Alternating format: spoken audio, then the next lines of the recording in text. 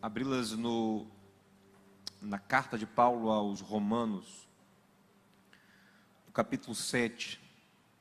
Vamos terminar hoje o capítulo 7 de Romanos, na parte mais complicada desse capítulo, e para algumas pessoas essa é a parte mais complicada da carta aos Romanos, porque ela gera uma grande controvérsia.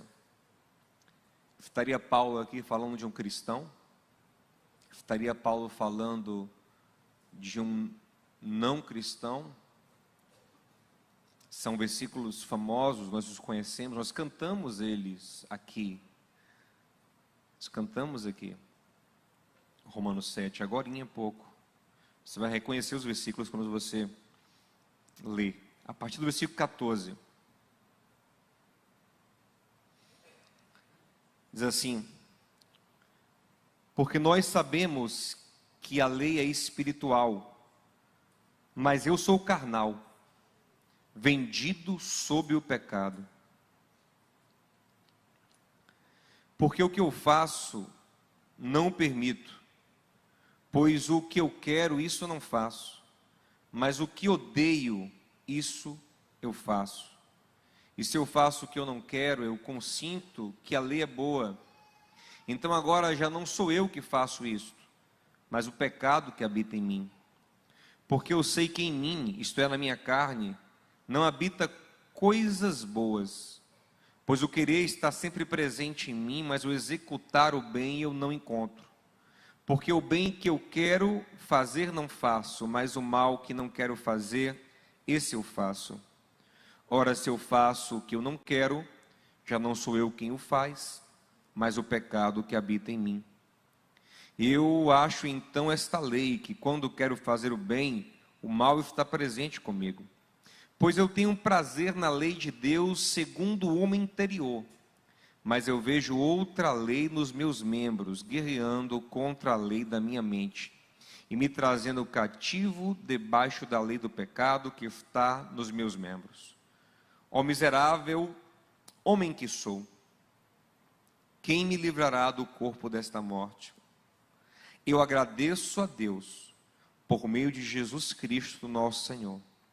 Assim, pois, com a mente, eu mesmo sirvo a lei de Deus, mas com a carne, a lei do pecado. Eu acho que a gente não consegue entender isso sem a gente ler pelo menos o versículo 1 do capítulo 8. Vamos deixar o capítulo 8 para a semana que vem, querendo Deus. E para mim é o melhor capítulo da Bíblia. Mas, para a gente entender o que foi dito até agora aqui, sem ler pelo menos o versículo 1 do capítulo 8, é complicado. Então vamos lê-lo. Portanto, agora nenhuma condenação há para os que estão em Cristo Jesus, que não andam segundo a carne, mas segundo o Espírito.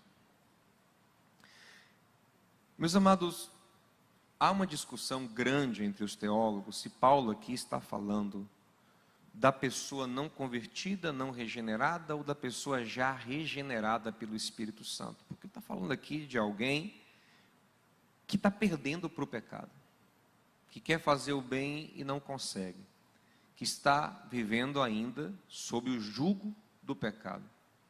É estranho, porque no capítulo 6, nós vimos juntos, Paulo diz que nós não estamos mais debaixo da escravidão do pecado, mas nós servimos agora a Deus. Versículo 22 do capítulo 6, a gente vê isso claramente. E agora ele aparece se posicionando assim, como alguém que está perdendo, que está escravo para o pecado. É estranho. Então, por isso, muitos intérpretes, e eu os compreendo e entendo essa posição, ela tem muito valor, ela é muito sólida também, acham que Paulo está falando aqui, Paulo está retroagindo ao tempo em que ele ainda não tinha sido regenerado pelo Espírito, em que ele tentava agradar a Deus só pela lei, e dizendo, olha, era assim que eu vivia, concordava com a lei na minha mente, mas não conseguia praticar a vontade de Deus, porque o pecado me escravizava. Só que outros teólogos, outros estudiosos, dentre eles alguns famosos, vocês devem conhecer, Calvino, Lutero, Agostinho, Eles pensam que não, que Paulo está falando sim, já da vida cristã, já de alguém regenerado, que está, entretanto, enfrentando aqui, sob essa ótica, uma batalha ferrenha contra o pecado e, de alguma forma, está sendo derrotado nesse plano de vista. E eu me alinho mais com essa segunda corrente. Creio que sim, que Paulo está falando dele mesmo, já crente. Só que Paulo está fazendo aqui uma coisa interessante, ele está tentando mostrar para a gente como o cristão, tentando por sua própria força, se ele pudesse por um momento se isolar da graça e tentar por sua própria força, ele lida com o pecado, como ele é derrotado. Porque se você lembrar ali em Gálatas 5, no versículo de número 16, Paulo fala assim, ó, por isso eu digo a vocês, andem no Espírito, e vocês não satisfarão os desejos da carne. Essa carne que Paulo cita aqui também em Romanos 7, que é a natureza pecaminosa. Paulo está falando para crentes, andem no Espírito, ou seja, não andem na carne. E aqui o que Paulo está falando em Romanos 7, ao meu ver, é de um crente que não está andando no Espírito, está tentando na carne, na sua força, está tendo talvez uma postura legalista, está tentando, através das suas obras, do seu próprio esforço, se santificar e vencer o pecado. E Paulo diz que esse aqui é o resultado. Então no capítulo 8 ele vai dizer qual é a solução para a gente vencer o pecado. É não confiarmos em nós mesmos, mas confiarmos em Deus e recebermos do Espírito Santo o poder para sermos livres do pecado. Então é assim que eu entendo. Para a gente entender ainda mais o que está acontecendo aqui, eu quero recorrer hoje, talvez mais do que nunca, à psicanálise. E por favor, não se assuste ou se chateie com isso, como quem diz, poxa, eu vou para a igreja para ouvir Bíblia, e o pastor agora, só porque se meteu a estudar essas coisas, só quer falar de psicologia e psicanálise. Mas deixa eu te falar uma coisa, antes que eu fizesse isso, muitos teólogos, para entender melhor esse texto, recorrem à psicanálise, recorrem especialmente a Freud, que é o pai da psicanálise. Por exemplo, um dos pastores que eu mais admiro, talvez a minha maior referência hoje, que se chama Timothy Keller, Tim Keller, se alguém já fala desse pastor, é um grande teólogo, uma grande referência. Tim Keller, estava lendo, ele falando sobre isso aqui, e ele também recorre à psicanálise, ele também recorre a Freud, para tentar entender Romanos capítulo 7. Não que nós só possamos entender Romanos 7 a parte de Freud e da psicanálise, não é isso, gente. Até porque Freud escreveu quase 2000 anos depois de Paulo, né? Se alguém se inspirou em outrem, foi Freud em Paulo e não Paulo em Freud. E a igreja, ela entendeu esse texto muito antes de Freud escrever qualquer coisa. Mas se nós temos esse recurso da psicanálise, essa luz da psicanálise, para a gente poder entender um pouco isso, por que não usá-la? Por que esse preconceito? Eu não estou dizendo para a gente fundamentar a nossa vida em ideias freudianas, pelo contrário, eu discordo de Freud em várias coisas, especialmente no seu pansexualismo. Para Freud tudo dá em sexo, e eu discordo disso. Entretanto, nós temos que reconhecer que a maneira como ele apresenta a divisão da mente em consciente, pré-consciente, consciente e de ego e superego nos ajuda a entender muita coisa. Porque é isso que Paulo está mostrando aqui. Se você leu esse capítulo 7 agora comigo, deu um nó na sua cabeça. Peraí, quem é Paulo então? Porque ele fala o eu contra o eu, o que eu quero eu não faço, o que eu não quero. Quem é ele? Parece que tem vários eus dentro dele. Ele tem um transtorno de múltiplas personalidades. E quem primeiro trouxe a luz para a gente sobre isso foi Freud. Ele falou sobre isso. Ele falou que a mente humana não é um bloco único. Ela é subdividida em alguns compartimentos. E não só daqueles que têm transtornos de múltiplas personalidades, mas de todos nós. Ele primeiro dividiu a mente humana em inconsciente, um lugar enterrado, né, onde você não processa as informações, a sua escolha, elas estão lá enterradas e às vezes brotam na sua mente consciente, né, o inconsciente, o pré-consciente que está ali mais pertinho da consciência, aquela memória de ontem que você não está lembrando agora, mas com um pouquinho de esforço você lembra, e o consciente, que é aquilo que você está aí processando agora na sua cabeça, que está fresquinho aí, que você está controlando na sua mente de certa forma. Então, essa foi a primeira divisão que Freud fez, e para mim ela tem tudo, ela aparece na Bíblia o tempo todo, né? Como eu disse, Freud conhecia a Bíblia, estudou Bíblia, era judeu, estudou bastante o Antigo Testamento, conhecia também o Novo Testamento, e a Bíblia também o ajudou a formular suas teorias. Por exemplo, a parábola do semeador, Mateus 13, tem tudo a ver com isso. O Senhor fala que nosso coração é como a terra. Você joga uma semente lá dentro, no inconsciente, e você espera que ela brote e dê fruto no consciente. Isso é totalmente psicanálise, né? Ou quando Hebreus 4:12 diz que a palavra de Deus penetra no homem mais fundo que uma espada. Como assim? Porque ela vai na divisão da alma e do espírito, ou seja, a alma tem níveis de profundidade. Isso também foi elucidado para o mundo por Freud na psicanálise. Mas Freud não apenas dividiu a mente humana em inconsciente, pré-consciente e consciente, ele também dividiu de uma outra forma. Ele dividiu em id, ego e superego. E isso aqui tem tudo a ver com Romanos capítulo 7. E eu quero te explicar um pouquinho isso, para que você entenda isso, a palavra de Deus, e a receba com mais profundidade hoje. O que é que Freud diz? Ele diz o seguinte, que existe dentro de todo ser humano uma coisa instintiva, primitiva, animal, impulsiva, né? Que ele chamou de id, onde estão nossos desejos mais primitivos, mais impulsivos, mais animalescos, mais instintivos. E você sabe que isso existe dentro de você. Você sabe que a fome, quando você sente o impulso sexual, né, aquela raiva descomunal, ela vem de um lugar de dentro de você que você não sabe muito bem explicar como mexe, mas mexe com você profundamente, te coloca numa situação talvez muito parecida com de um animal, né? Uma pessoa faminta, uma pessoa tomada pelo impulso sexual, tomada pela raiva, ela se comporta de forma muitas vezes irracional. Concorda comigo? E Freud diz que isso é o id, é um negócio instintivo, é um negócio profundo dentro do homem que o move. E antes de Freud falar sobre o id, Paulo diz que existe dentro de nós uma força do pecado que é poderosíssima, que nos move com muito poder, com muita força, com muita violência, que nos toma, que nos arrebata. Então é como se Paulo dissesse que o pecado habita em nós nesse lugar profundo. Agora observe, você já nasce com o seu id, você já nasce com esses impulsos, o bebê já nasce chorando, protestando, querendo mamar, brigando muitas vezes, se chateando, fazendo birra. Meu filho não tem nem 2 anos, ele faz umas coisas, meu irmão. Isso você aprendeu com quem isso, menino? Já veio dentro dele. Ninguém ensinou, ele faz umas birras, faz um negócio, uma chantagem.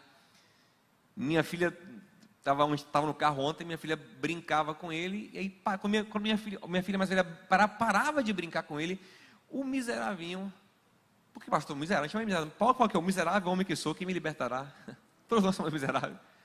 O miserável puxava-lhe o cabelo da menina, gente, com uma força, com a malvadeza, e puxava assim, para ela voltar a brincar com ele. Ele disse, ô miserento, que ninguém ensinou isso, vem dele, ele aprende que puxar cabelo dói, ele sabe como pegar, como puxar, como fazer para machucar, para ela olhar para ele, vem de dentro, é um impulso, e é maldoso, é perverso, não é legal, não é um carinho, ele não faz um carinho na irmã, ele machuca ela, para olhar para ele, é perverso. De onde veio essa perversidade? Porque nunca ninguém puxou o cabelo dele, nunca ninguém fez uma maldade dessa com ele. De onde veio? É inata. E Paulo disse que o pecado, a gente viu Romanos 5, que o pecado entrou na humanidade lá em Adão, e passou para toda a humanidade, vem no nosso DNA, vem numa herança de alma, numa herança de espírito. A psicanálise também fala de uma herança inconsciente que nós recebemos, e está no nosso id, né? Estou usando um conceito freudiano para você entender. Esse lugar da nossa mente, da nossa alma, que é impulsivo, que é poderoso, que é fortíssimo. Como é difícil. Quem aqui já tentou fazer dieta e fracassou? Levanta a mão. Todo mundo, gente. É difícil controlar o impulso. É difícil. Quantos homens juram para a mulher assim: ó, eu nunca mais vou olhar outra mulher na minha vida, meu amor, me perdoe, eu vou parar de seguir todas essas mulheres aqui que posta foto sensual, eu nunca mais vou. Ele fala, ele jura, ele se arrepende naquele momento que a mulher flagrou ele, disse que ia embora, que ia largar ele, que ele é um safado, sem vergonha, vagabundo, e ele jura de pé junto: eu não vou mais fazer. Mas no dia seguinte ele está miserável, se tremendo todo quando passa uma mulher bonita. Não é fácil. É um impulso. É um negócio forte. O cara jura: eu nunca mais entro num site pornô. Meu Deus, estou perdendo a minha vida, a minha energia. Estou me acabando nesse negócio. Que coisa ridícula, que coisa feia. Eu não concordo com isso. Ó, tem outra parte da mente dele que não concorda. É o que Paulo está falando. Dentro de mim também tem um lado meu que não concorda com o pecado, mas tem uma coisa mais forte do que eu, que me impulsiona. E o cara vai lá e faz. Uma pessoa que fala assim: eu nunca mais estouro, nunca mais eu brigo, nunca mais eu perco a cabeça. Meu Deus, como eu xinguei, como eu bati, como eu me perdi a cabeça, como eu ofendi. Nunca mais eu faço isso. E no outro dia seguinte alguém dá uma fechada nela. Alguém dá uma fechada e ele endemonia. Parece que endemonia. Né? Se for crente, não demonia não, porque onde tem um espírito não tem demônio, mas é outra história. Mas aí vinha aquela coisa que ele toma com muita força. Por quê? Porque segundo a teoria psicanalítica, o id é o que há de mais poderoso.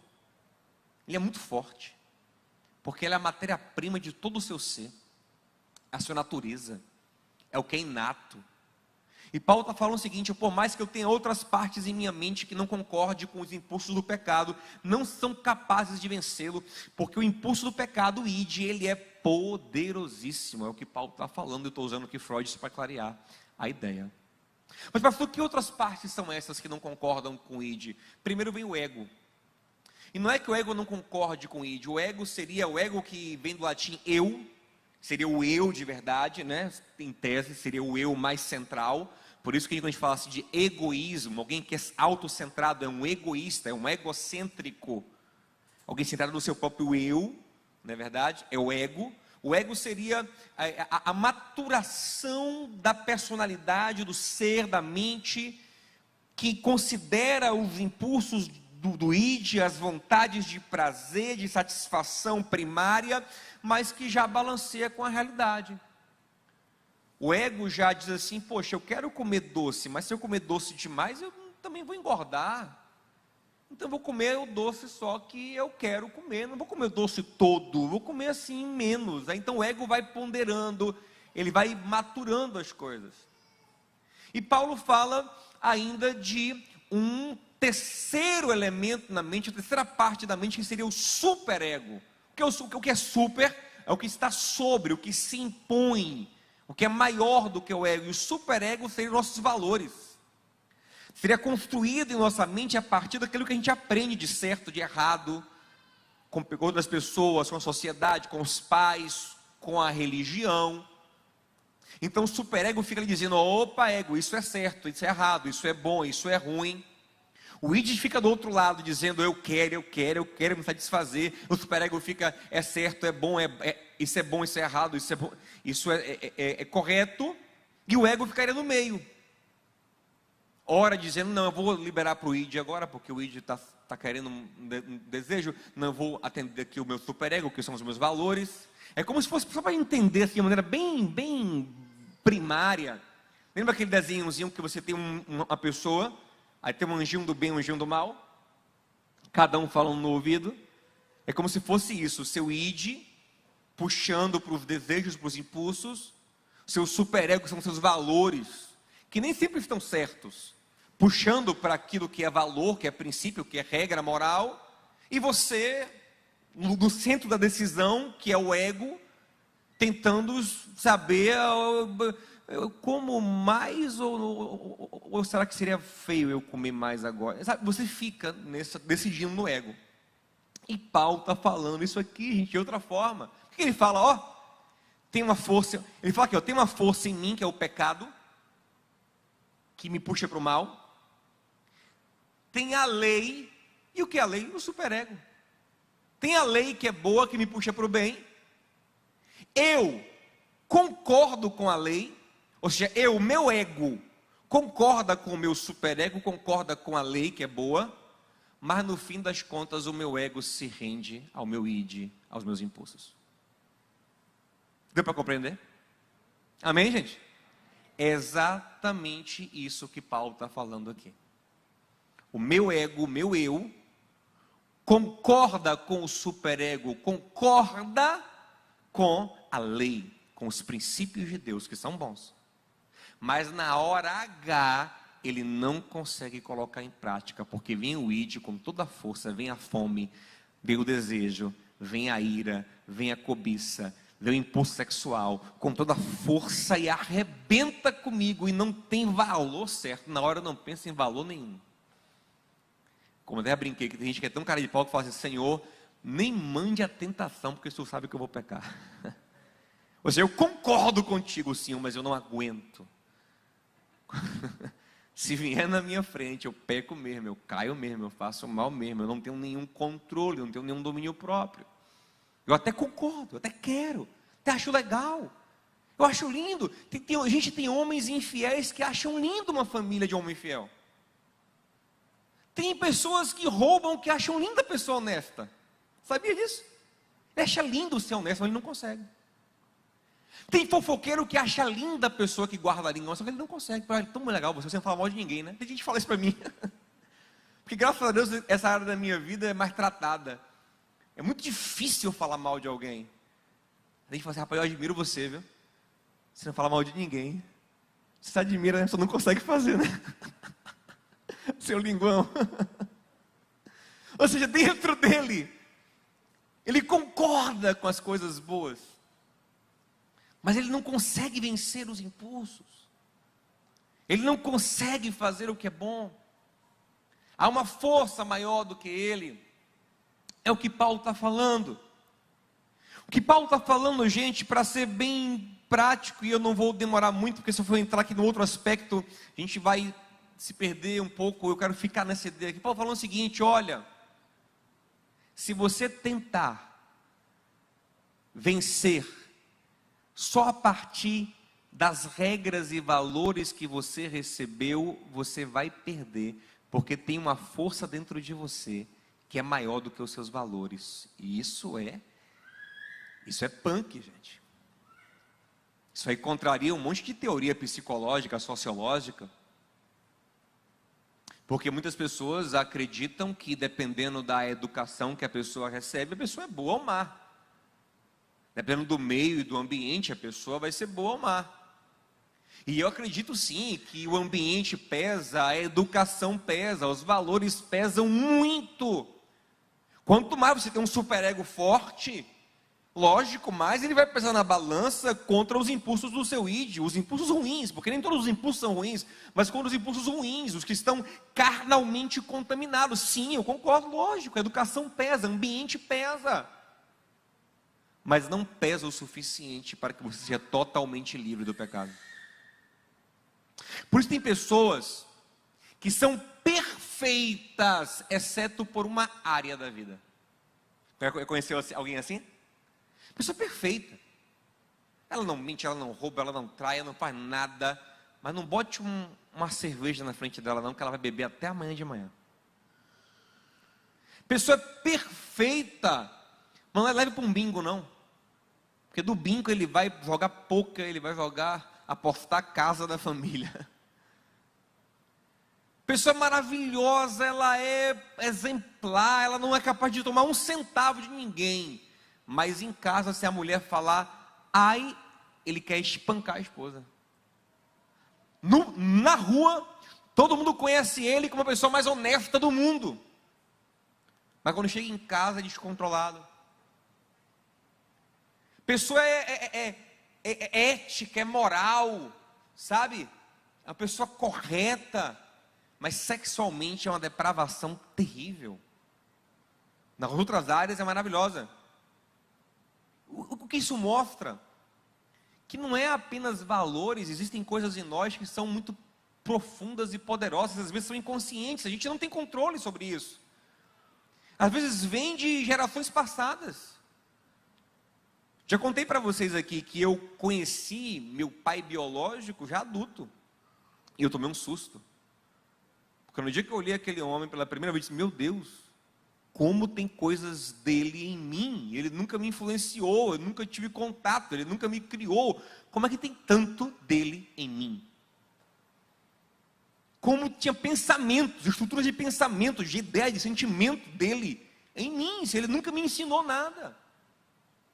E isso mostra que não é só comportamento, tem coisas que nascem em você, tendências. Tem vários estudos que mostram que filhos de alcoólatra têm mais tendência ao alcoolismo. E várias outras coisas. São impulsos poderosos que brotam dentro de nós e que não basta uma educação para vencer. O que o Paulo está falando? Paulo está dizendo, a lei é maravilhosa. As regras de Deus de pode e não pode são maravilhosas, mas elas são insuficientes para me dar vitória sobre o pecado. Então ele termina o capítulo falando, e agora?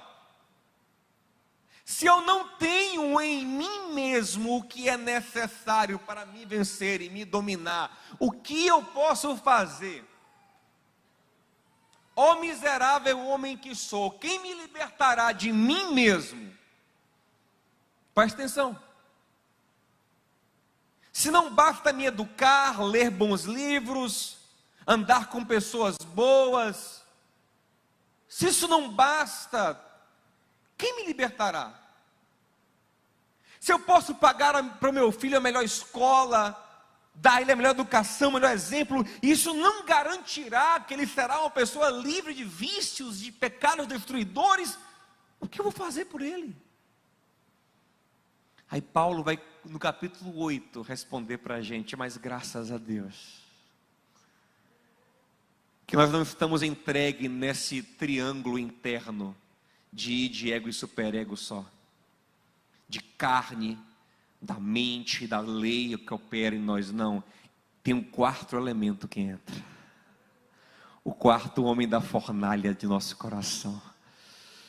Graças a Deus que derramou sobre nós o Espírito Santo. Aleluia! E Paulo diz o seguinte, ó, o Espírito Santo. Ele vai dizer, a gente vai ver no capítulo 8. Eu não vou adiantar hoje não. É o seguinte, o Espírito Santo, ele age em nós no lugar mais profundo do ser. Lá no ID. Ele mexe até nos nossos impulsos.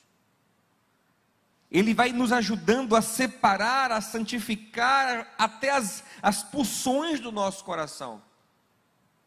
A discernir o que é bom e o que é ruim. E a potencializar em nosso interior aquilo que não é só uma regra, mas é uma essência divina que deve ser restaurada em cada um de nós.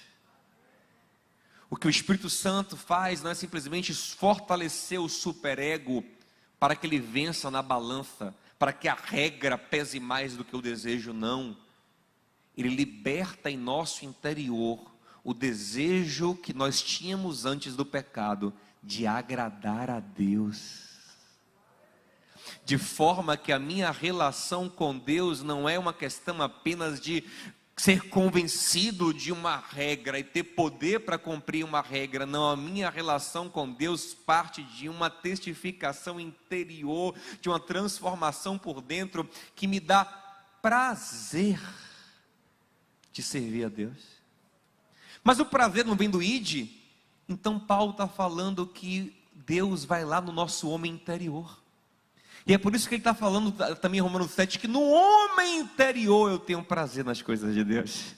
Por quê? E por isso eu acredito que é um homem regenerado, porque no interior ele tem prazer, e que tem prazer em Deus lá no seu interior, é porque teve um toque do Espírito Santo.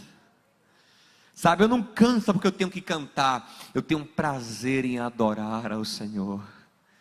Meu prazer é te louvar, né? Meu prazer é estar nos átrios do Senhor, meu prazer é viver na casa de Deus, onde flui o amor. É tão legal isso, porque quando eu ia para a igreja, eu não tinha sido ainda regenerado, eu não tinha prazer, era um saco para mim ir para a igreja. Eu olhava para a igreja, olhava para tudo aquilo, via meu pai, eu via pessoas chorando, eu dizia, você é maluco, chorando uma música chata dessa? Um lugar chato, pessoas chatas, um sermão chato, tudo chato, esse banco de madeira chato, um lugar chato, e gente chata, sem graça, que se veste mal pra caramba. É o que eu pensava quando eu ia para a igreja pequena. Eu estou aqui, que prazer é esse? Que alegria, poxa, muito mais legal. E sabe, eu achava que era um distúrbio mental que as pessoas tinham quando eu era, porque eu sempre fui questionador, né? Mas essas pessoas estão meio doidas aqui. Porque não é possível. E eu lembro que estava em alta quando eu era criança, é o Tchan. Quem lembra do Tchan?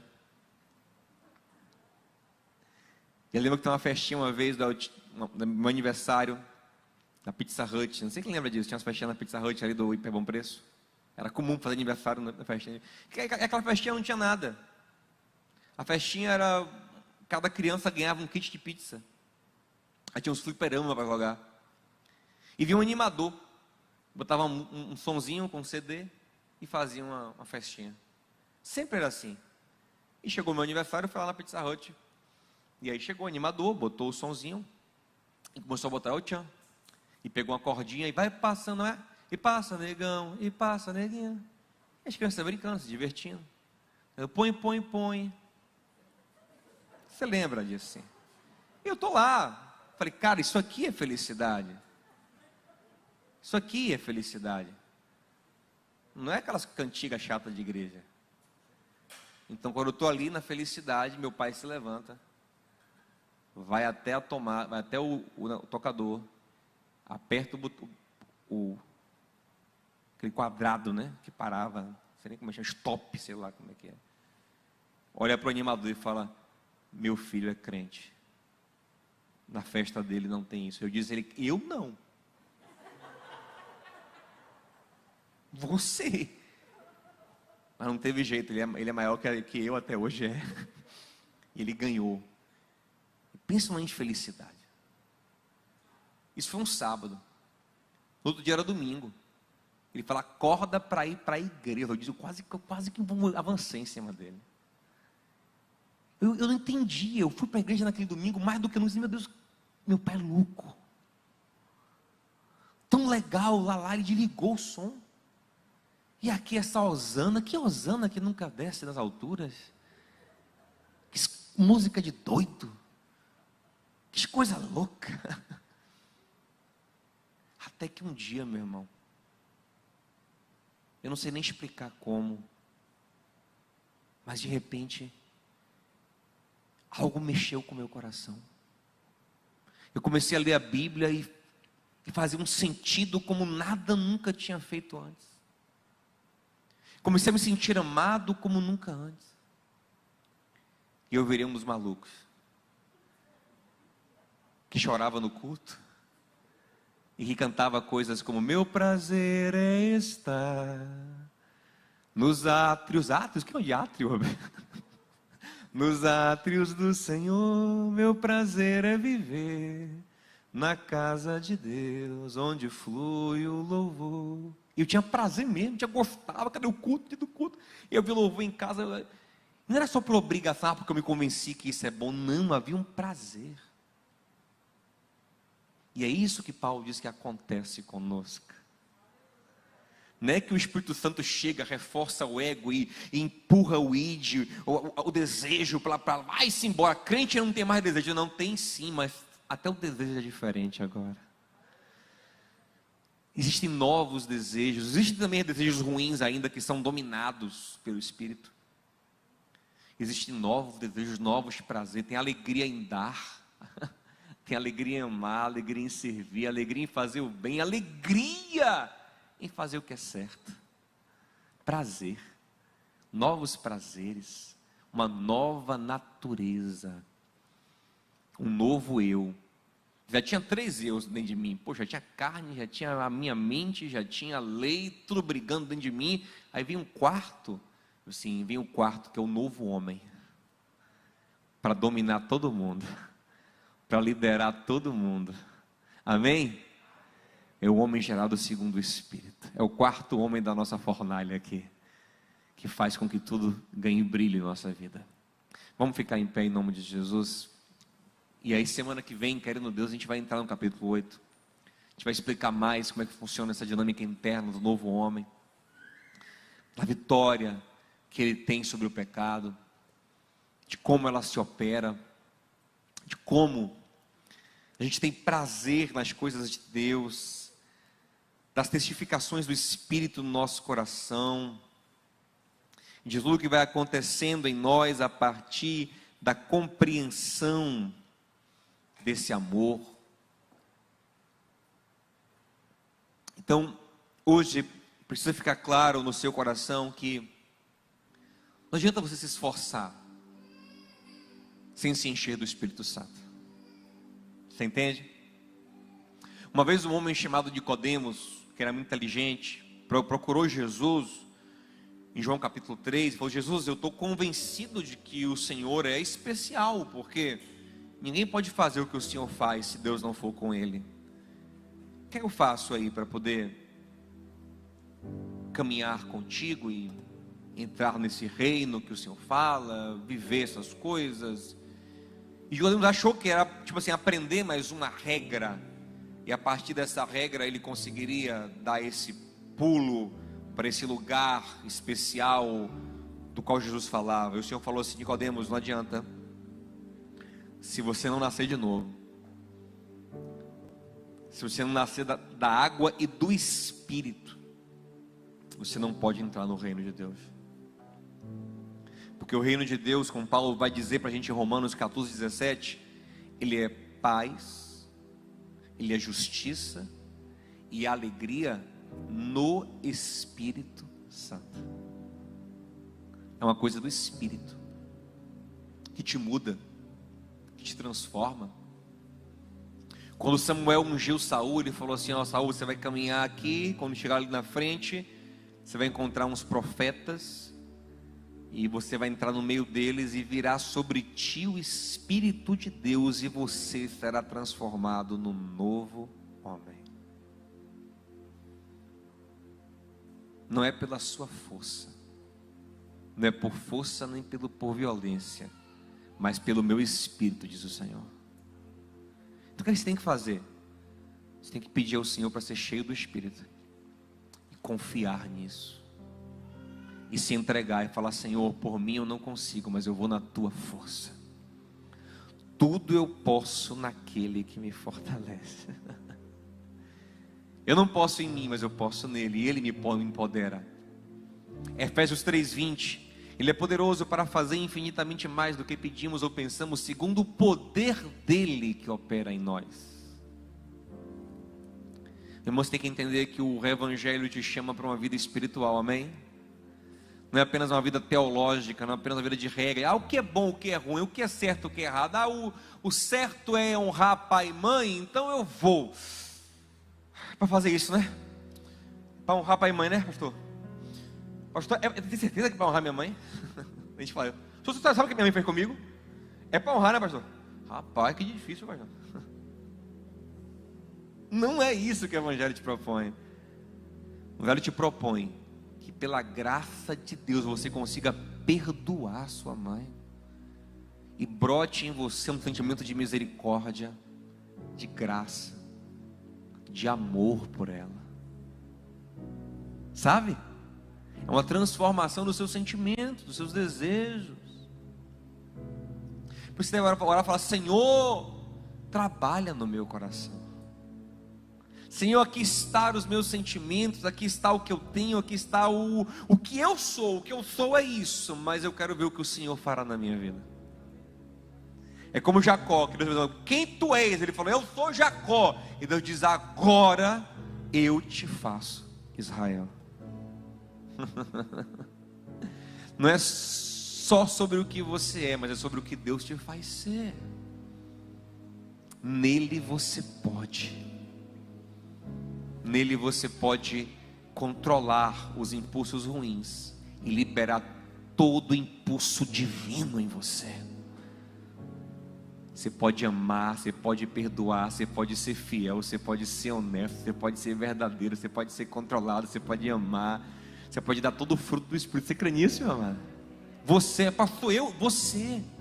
Mas o meu temperamento e meu amado Espírito vai gerar em você. Quando Moisés disse a Deus em Êxodo 3, Senhor, eu não sei falar, como eu vou, eu não sei. Primeiro, tudo que Moisés falava assim, eu não posso, eu não consigo. Deus dizia, eu sou contigo, eu sou contigo, eu sou contigo. É quando ele fala assim, eu não sei falar, já é Êxodo 4, o Senhor fala assim, quem fez a boca do homem? Eu serei com a sua boca.